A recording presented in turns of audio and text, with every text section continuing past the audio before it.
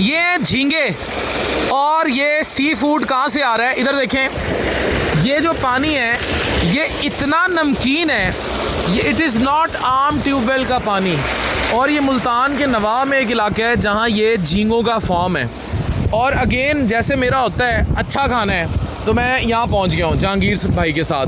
जहांगीर भाई, इतना नमकीन पानी जैसे सी फूड है में जो यानी कि समंदर का पानी होता है, तो ये झींगे यहाँ पल कैसे रहे हैं? देखिए, झींगे को जो नेचुरल एटमॉस्फेयर है ना जी, वो यहाँ उनको मिल रहा है और उसके लिए सलाइन वाटर, नमकीन पानी की ज़रूरत होती है। जैसे सी फूड होता है, समंदर का पानी नमकीन होता है, इसी तरह से जो ये एरिया है ना, ये पूरा एरिया नहीं, सिर्फ ये 3-4 किलोमीटर का जो एरिया है, यहाँ पे ये सलाइन वाटर मौजूद है।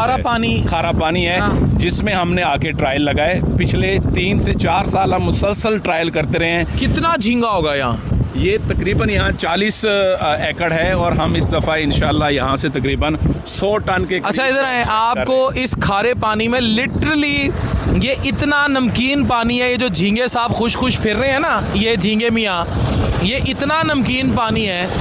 खाने को दें आपको? ये देते हैं, ला रहा हूँ कुछ।